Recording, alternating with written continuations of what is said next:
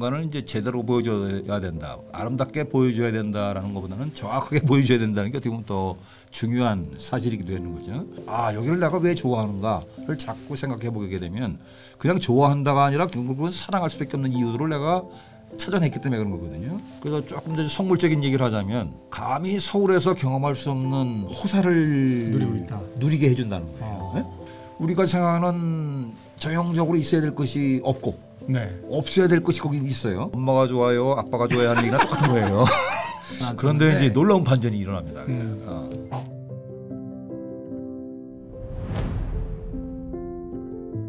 여러분은 지금 김태훈의 게으른 책 읽기와 함께 하고 계십니다. 저는 내가 사랑한 공간들의 작가 윤광준입니다. 아름다움의 실체를 확인하기 위한 구체적 장소를 물어오는 이들이 많았다. 내심 의아했다. 검색만 하면 다 나오는 장소가 새삼 궁금한 이들을 이해하지 못해서다. 곧 이유를 알아챘다. 과잉 정보의 혼란과 신뢰 강도가 떨어져 생기는 일이었다. 좋고 멋진 장소란 얼마나 많은가. 알 수 없어서가 아니라 가야 하는 이유가 더 궁금했던 게다. 그 결과 나 혼자 다니던 좋고 아름다운 공간을 감춰둘 게 아니었다. 안녕하세요. 게으른 책 읽기의 김태훈입니다. 시간이 생기면 우리는 누구를 만나고 싶어 하고요. 누구를 만나기 위해서는 어떤 공간에 가야만 합니다. 그러나 그 익숙한 공간이기 때문인지 그 공간에 대한 깊은 관찰을 하는 경우는 그다지 많지 않습니다. 자, 좀 전에 서문에서 소개해드린 것처럼 혼자만 알고 계시던 좋은 공간을 기꺼이 책을 통해 우리에게 소개해 주신 작가분이 계십니다. 바로 오늘의 책, 내가 사랑한 공간들의 저자 윤광준 작가님 나오셨습니다. 안녕하세요. 안녕하세요. 최근에 제가 그 신미한 수업 읽은 지가 얼마 안 됐는데 또 새 책이 나와서 깜짝 놀랐습니다. 정확하게 11달 만이거든요. 네. 좀 잘해보려고 무리를 좀 했죠.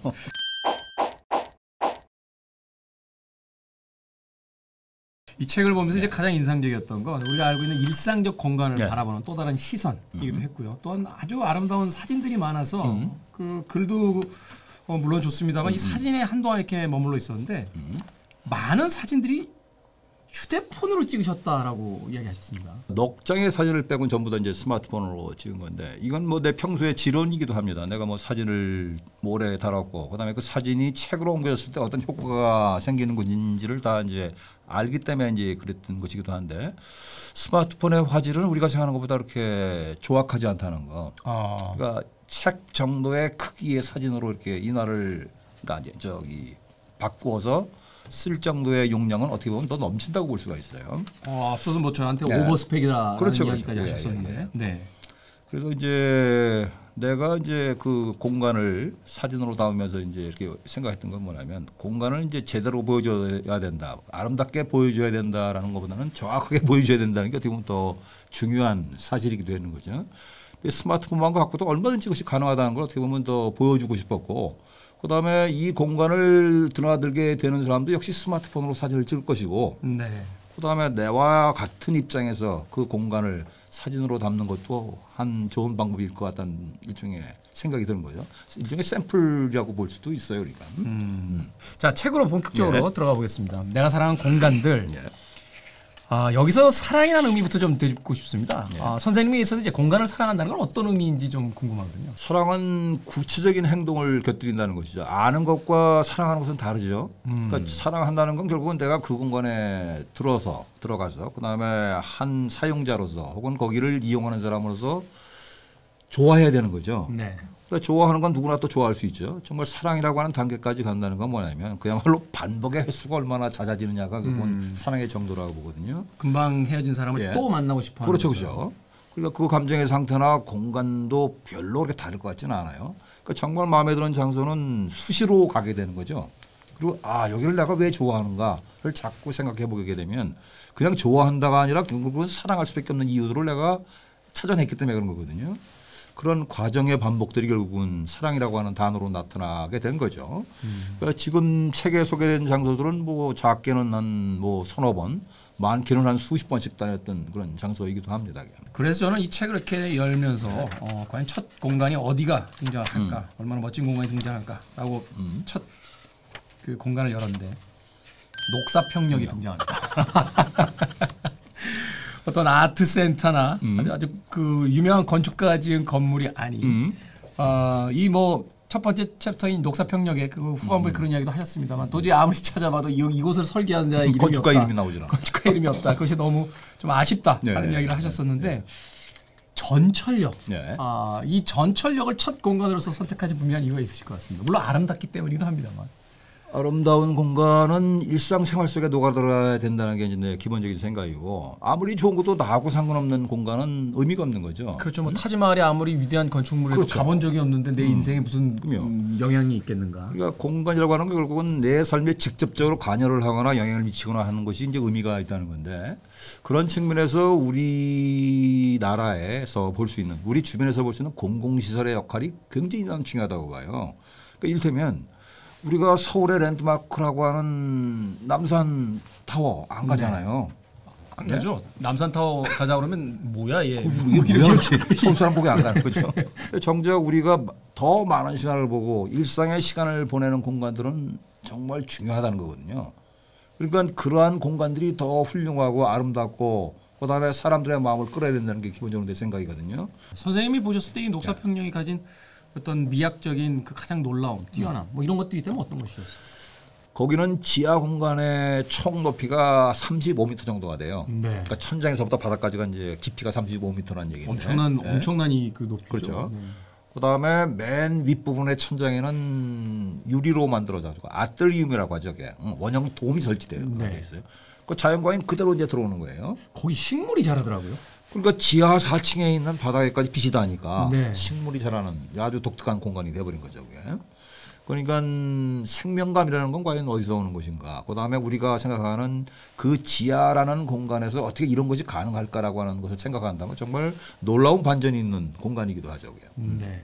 이 책에서 등장하는 이제 또 다른 공간인 스타필드는 또한 그 또 다른 측면에서 흥미롭습니다. 그렇죠. 그래서 이제 수평의 공간에서 어떤 시선을 통해서 이 대한민국이라 하는 아주 좁은 나라에서 이제 부동산에 대한 욕망이 결국은 계속해서 위로 올라가는 형태의 건축물들을 만들어냈는데 하남 스타필드는 바로 그것을 수평의 시선으로 변화시키면서 우리에게 또 다른 어떤 낯설고 새로운 그 경험을 하게 만든다 그렇죠. 하는 것이 굉장히 인상적이었거든요. 이게 놀라운 변화인데요. 사실 그 역사로 보게 되면 굉장히 오래된 거예요. 한 150년 정도가 됐다고 봐야 되는 거죠. 그러니까 인간의 욕망과 모든 게 연결이 된 거다. 건축이라고 하는 것은. 그러니까 왜 그렇게 큰 건물이 지어지는가? 네. 왜 이렇게 높은 건물이 지어지는가? 그러니까 넓은 건물이 지어지는가는 다 인간의 욕망으로 설명할 수 있는 거거든요. 그러니까 결국 과시의 목적이 가장 크다고 봐요. 개발도상국이 특별히 또 집착하지 않습니까? 높은 곳, 그렇죠. 세계 최고 뭐 네. 크기 뭐 이런 거. 그렇죠. 그 개발도상국뿐만 아니라 선진국도 마찬가지죠. 그런 거를 도시에 끌어들여 보자라고 했던 게 이제 유럽에서 유행했던 이 아케이드라는 형식의 네. 그 건물들이 되는 거죠. 그러니까 거리에 지붕을 씌워가지고 건물과 건물 사이를 통로처럼 만들어가지고 이렇게 걷게 하는 장치가 이제 그 중간 형태라고 볼 수 있는 거고. 그다음에 상가의 기능을 갖다가 강조를 하려니까 이제 아케이드는 한계가 있는 거예요. 그래서 이제 현대에 와가지고는 그야말로 대형 쇼핑몰이 되는 건 바로 그렇게 되는 거죠. 네. 엄청난 면적의 건물에 건물을 짓고 도시에서 걸을 수 없는 사람들에서 걷는 방법들을 만들어 놓자. 그다음에 그러한 것을 재현하자라고 하는 개념으로 만들어진 게 이제 대형 쇼핑몰이 되는 것이죠. 이게 이제 미국서 출발을 해가지고 그다음에 이제 우리나라로 오게 되는데 우리나라의 가장 큰 문제는 뭐예요? 땅값이 너무 비싸다는 거예요.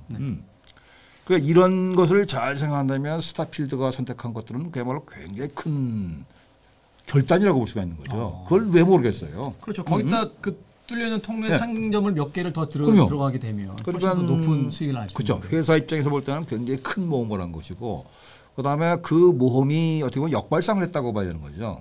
여기다 많이 채워서 뭘 우리가 수익을 내는 것이 아니라 인간에게 가장 쾌적한 경험들을 제공하자. 그것이 독특한 공간으로 만들어서 또 다른 가치들을 만들게 하자는 게 어떻게 보면 그 접근 방법이었던 거죠.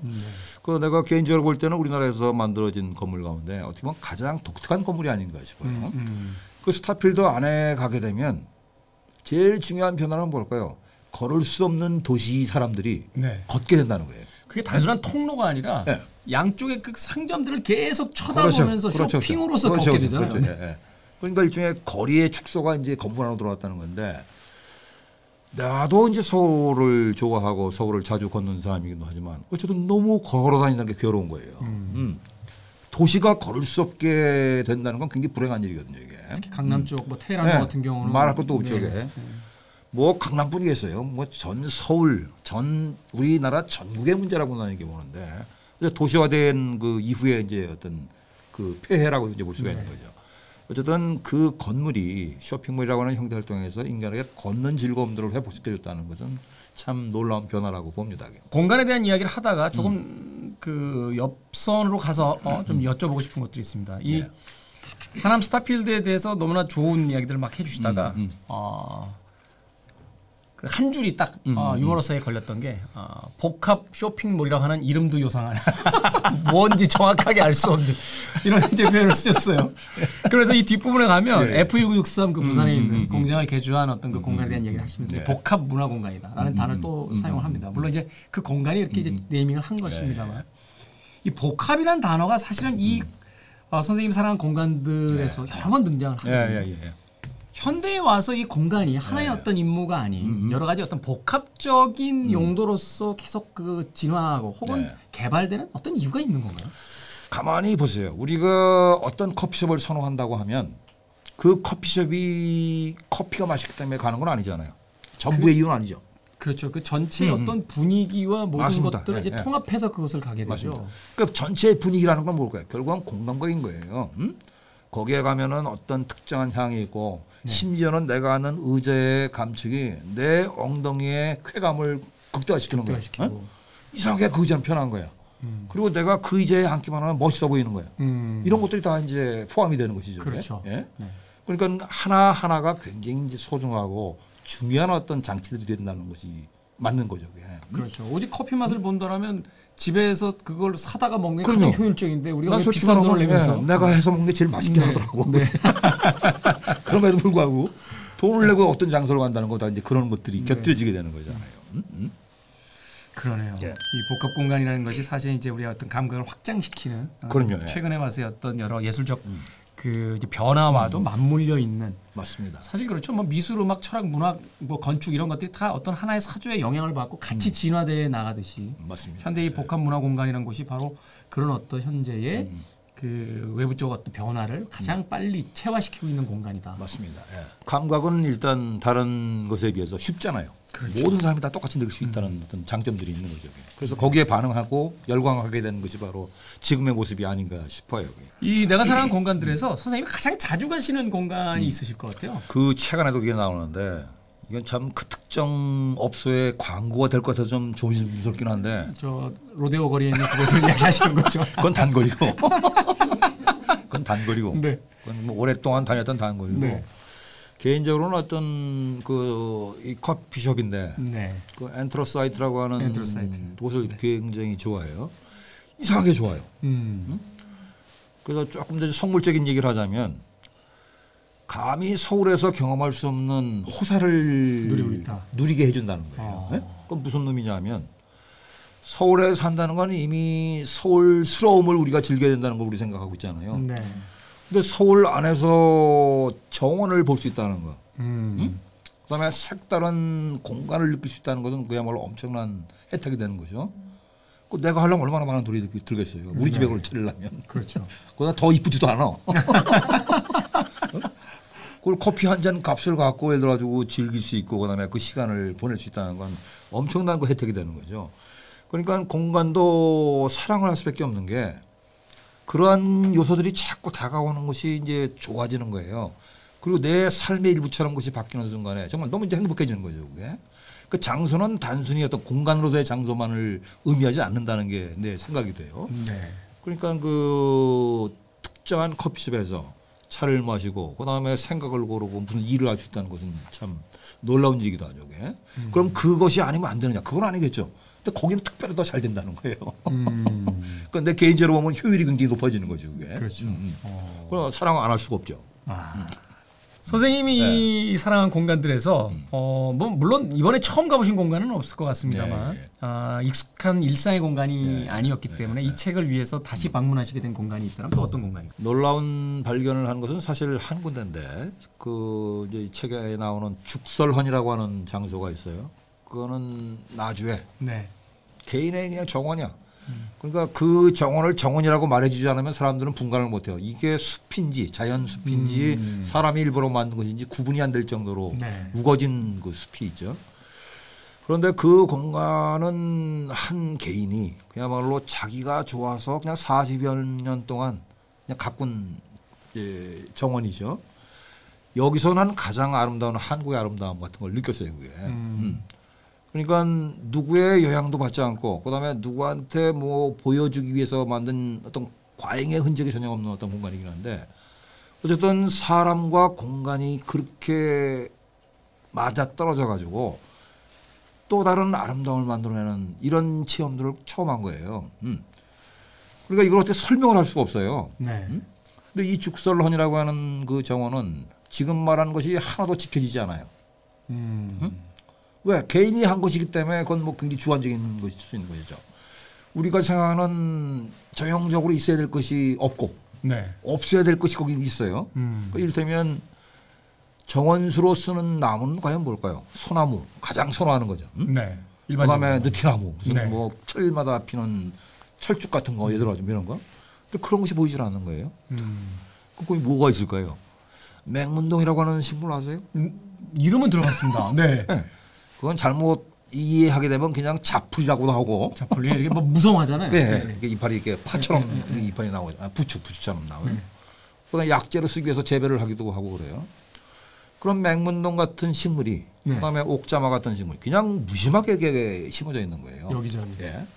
근데 그것이 제철을 맞아 가지고 꽃이 피고 그다음에 자리를 잡게 된 그 공간을 보면 이것이 바로 원래 이 사람이 의도했던 혹은 원래 갖고 싶었던 어떤 아름다움이 아닌가 하는 생각이 드는 거예요. 그러니까 원래의 자리에 있는 그 자연스러움이 어떻게 보면 가장 인상적이었다고 이제 보게 되는 거죠. 자연의 개입을 최소한으로 줄이는 그렇죠. 거예요. 예. 선생님이 책에는 등장하지 않더라도 오늘 이제 마지막 이야기로서 내가 꼭 한번 다시 가보고 싶은 공간이 있다. 이 책에 나온 거? 나오지 않은 공간들 중에 여기는 되게 우리나라의 이제 공간들 중심으로 이야기를 해주셨는데 그 바우하우스 프로젝트 때문에 또 6년간 또 독일을 계속 왔다 갔다 하셨고 전 세계를 이제 돌아다니면서 공간을 보셨으니까요. 그 공간은 꼭 한번 다시 가보고 싶다 하는 공간이 있다면 어떤 공간? 근데 이 질문은 뭐냐면요. 엄마가 좋아요, 아빠가 좋아요 하는 얘기랑 똑같은 거예요. 저도 하면서 굉장히 그 무식하고 우격다짐식의 질문이라는 생각을 합니다만. 그래서 정확히 말하면 많지만 그러니까 하나만 고르라면 난 도저히 그게 안 되더라고요. 왜 내 마음이 변할까 봐 그래. 이 계절에는 어느 공간이 떠오르세요? 그렇죠. 겨울이 되면 뭐 이건 좀 더 나겠죠. 좀 한정적으로. 겨울이 되면 꼭 한번 찾고 싶은 데는 사실 몽골이에요. 네, 몽골. 몽골의 가장 추운 때 그 장소를 가게 되는 것이 인상적이라는 것인데 그러니까 이런 거죠. 추위가 없으면 몽골이 아니고 그다음에 몽골은 또 넓지 않으면 몽골이 아닌 것이죠. 그렇죠. 뭐 사람들이 근시가 없다는 그렇죠, 아닙니까? 뭐 지평선만 보고 살아서. 이런저런 조건이 가장 잘 맞아떨어진 그 순간만이 아니면 느낄 수 없는 것들이 이제 있는 게 이제 그런 독특함인데 어쨌든 장소라고 하니까 결국은 그 이제 몽골 초원을 얘기할 수밖에 없는 건데 몽골 초원에 우리가 서게 되면 사람들이 다 이게 기상이 커지는 것 같은 느낌이 들어요. 그러니까 호연지기가 별거 아니에요. 그 장소에 놓여지게 되면 저절로 느끼게 되는 거예요. 그 툭 터진 벌판에서 우리는 무슨 생각을 할까요? 앞으로 나가고 싶은 거 아닐까요? 그렇죠. 뭔가 좀 지금까지 나를 좀 억제했던 것이 이렇게 터지면서. 그래서 그 공간에 이게 서 있게 되면 왜 징기스칸이 세계를 정복했는지를 저절로 이해하게 돼요. 그렇죠. 산골에서 시야가 다 막히는 아주 빽빽한 숲 사이에 사는 사람이 절망하겠죠. 그럼 절망할 수밖에 없죠. 세계를 정복하겠다 이런 생각은 안 할 것 같은데 못하죠. 그 광활한 대지 위에 서서 먼 지평선을 쳐다보면서 저 끝까지 내가 다 정복하겠다. 그게 바로 본다는 것이 그렇게 중요하다는 거예요. 보는 것의 의미라는 것이 단순히 이런 비유만을 얘기하는 것이 아니거든요. 그래서 그 몽골 초원에서 한번 저 앞을 본다는 것이 얼마나 특별한 체험인가를 이제 얘기하고 싶은 건데 거기에 한 번 내가 꽂혀가지고 같은 장소를 거의 17번을 갔었어요. 거의 뭐 매해 거기를 가다시피 했는데 어쨌든 너무 좋았어요. 특히 겨울이 되면 네. 더 생각나는 공간이기도 해요. 겨울이 되면 움츠러드는 게 아니라 그 광활한 대지를 보면 그리고 추워야 돼. 추워야 된다. 한 영하 40도 뭐 이렇게. 너무 추워서 폐 타이어들을 다 집에서 뗀다는 거 아닙니까? 그 그렇죠. 사람들이. 네, 그건 이제 그 도시의 이제 얘기고. 그다음에 저 시골로 가게 되면 타이어를 구하는 게 더 어렵잖아요. 그렇죠. 그런 걱정 안 해도 돼요. 다 게르 안에 들어가서. 그러면. 네. 문득 저는 추위를 너무 싫어해서 겨울이 있는 나라는 여행조차 가고 싶지 않았는데. 그런데 이제 놀라운 반전이 일어납니다. 그러니까 이제 생각이잖아. 난 추워서 그런 데 싫어. 난 더워서 그런 데 싫어라고 하는데 어쩔 수 없이 만약 그 자리에 있다고 한번 생각해보세요. 놀라운 일들이 펼쳐지는 거죠. 그렇겠죠. 선생님 이야기 듣고 나니까 그 추위를 싫어한다는 제 개인의 그때 취향도 잊은 채 한번 꼭 가보고 싶다는 생각이. 네. 그러니까 남들은 다 추워서 거기는 야 그때 가면 안 된다고 하는데 전 반대예요. 남들 다 갈 때 가봐야 사람밖에 볼 게 없어요. 남들이 가기 싫어할 때 가면 독점을 할 수 있는 일들이 생기죠. 이제 또한 남들이 보지 못한 걸 볼 수 있을 테니까. 네. 제가 그 가바테아스나리의 설국을 읽고 나서 그렇게 추위를 싫어했음에도 불구하고 에치코 유자는 꼭 겨울에 가봐야겠다라는 생각을 했던 적이 있는데 그게 바로 이제 그 명작의 힘이라는 게 그런 거잖아요. 네. 이야기의 힘이라는 게 바로 이제 그런 거거든요. 내가 가졌던 어떤 한계를 넘어서게 기꺼이 넘어서게 해주는 것. 네. 몽골의 겨울의 몽골 꼭 한번 가봐야겠다는 생각이 듭니다. 오늘 내가 사랑한 공간들 윤관중 작가님과 함께 이야기 나눠봤습니다. 시간은 무심히도 흘러가겠습니다만 선생님의 그 걸음걸이는 점점 더 아이처럼 빨라지기를 한 명의 독자이자 팬으로서 기대하면서 또 다음 책을 기다려보도록 하겠습니다. 더 빨리 가야 될 것 같아요. 네. 가시다가 저한테도 시간 좀 내주시고. 알겠습니다. 자, 오늘 나와주셔서 너무 감사드리고요. 내가 사랑하는 공간들 또 많은 분들에게 저도 소개하도록 하겠습니다. 선생님 감사드립니다. 고맙습니다. 네. 저는 2부에 가 있겠습니다.